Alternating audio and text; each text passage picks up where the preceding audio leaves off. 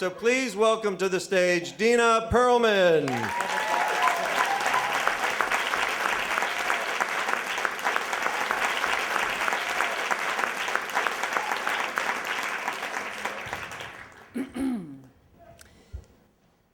It was a Saturday night, about 5:30 in the evening, and I was in my apartment doing something I had never done before. I was cooking dinner for a date. I didn't date because I came from the world of acting and stand-up comedy, and in that world, people, they don't date as much as they sort of, end up with each other. Like bruised fruit, just kind of left over. The other thing was, I didn't have anybody over to that apartment because that apartment, really the best way to describe it, it was a verstunkene apartment. It was a small, little, disgusting apartment. I never had anybody over for dinner. If you were laying in my bed and you turned your head to the left, your head was in the refrigerator, really. And so I didn't have dinner guests, but I'd been dating this man for about a month. And, I had him over a few times, and he was nonplussed by the place. So one day I said to him, I said, gee, I'd love to have you over for dinner. He said, really? I said, I'd love nothing more. Ladies and gentlemen, I was so excited. He was coming over. I went out, I bought Cooking Light magazine, and I was making this whole, tricolore pasta thing with sun-dried tomatoes and a feta cheese and pignolia nut. I was so excited because I really liked this man. The thing about him was he was very, very funny. Really funny. And I had been out with comedians, lots of comedians, but nobody was funny like this man was funny. All right, so I'm so excited I'm having him over. And the other wonderful thing about meeting him was that I met him at a time in my life, it was a very dismal 2-year period in my life.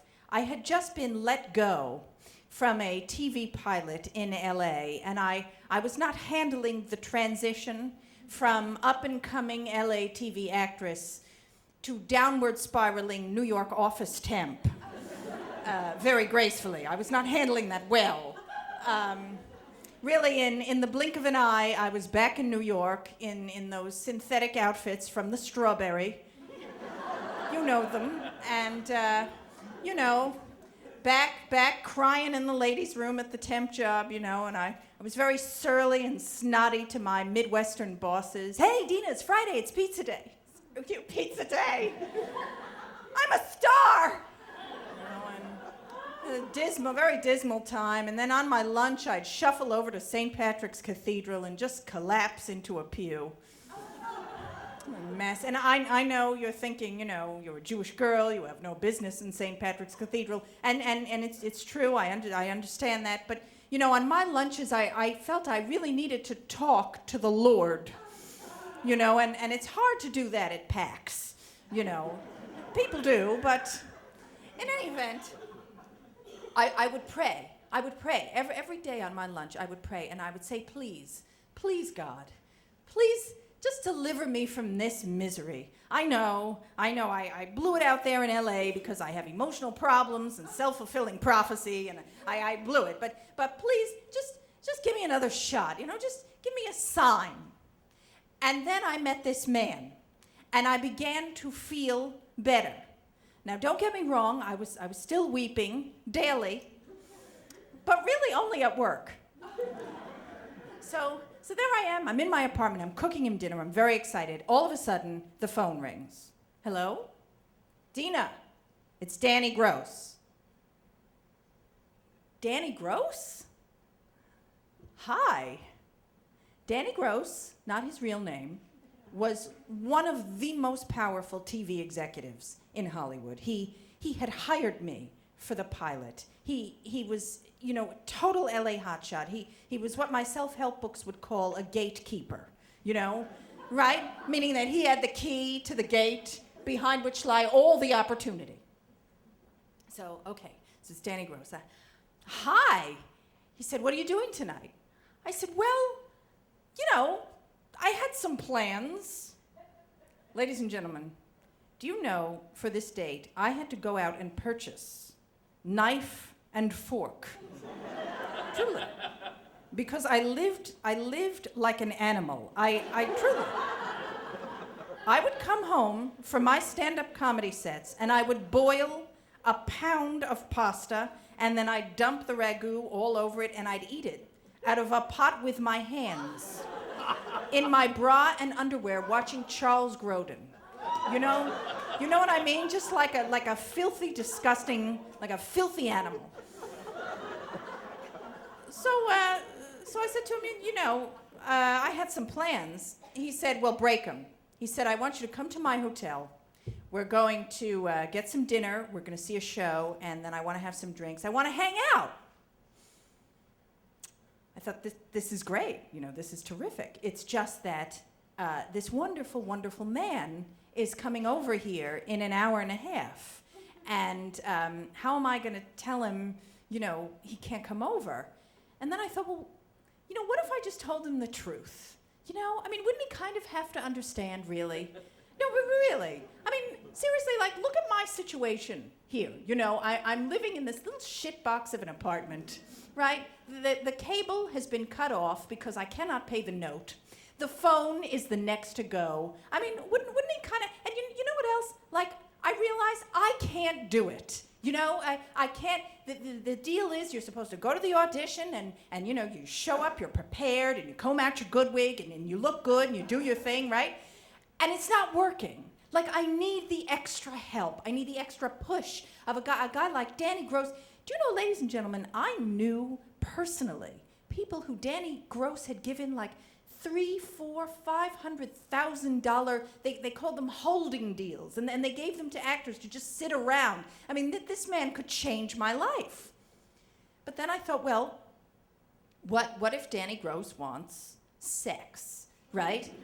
What if it's the casting couch? And then I thought, no, Danny Gross is a married guy. That he wouldn't, that would. Then I remembered Danny Gross is from L.A., so Danny Gross, he wants sex, and that's fine. That's totally fine. It's just that I have never done that before to get a job. You understand? And let me make this very clear. Not for any ethical reason, you realize. In other words, I had never been approached. I'm not an idiot. You understand? Whatever it takes. But nobody had, and I didn't know, how does one negotiate that kind of an arrangement? In other words, what do I work Danny Gross up into a lather, and then just before coitus, do I exact promises from him somehow?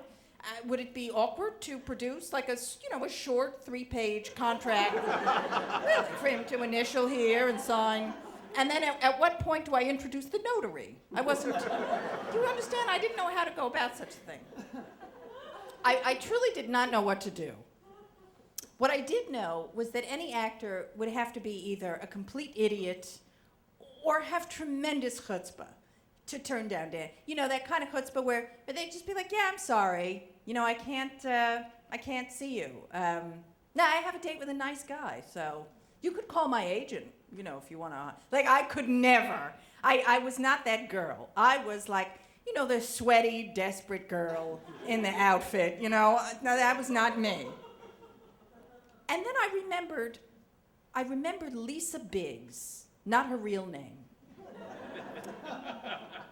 Lisa Biggs was an actress, like me. She was getting older, and she still trying, and she would do stand-up comedy. I'd see her comedy act sometimes, and she'd run up on stage in a little black sweater and a little kilt, and she had a real heavy Southern accent, and she was all crazy, and her face was real oily, and it was very unsettling, to watch Lisa Biggs. But I remembered somebody telling me that she had spent this weekend with Danny Gross at the St. Regis.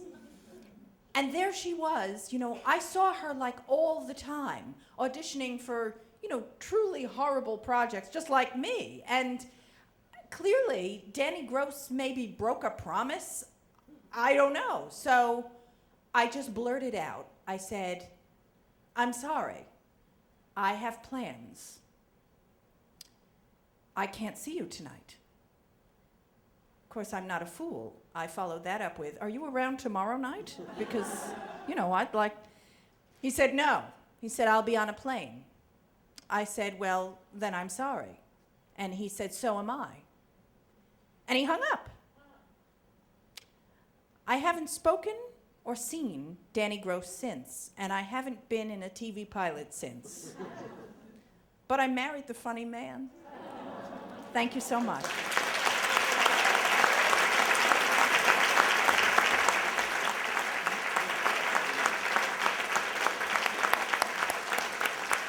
Dina Pearlman.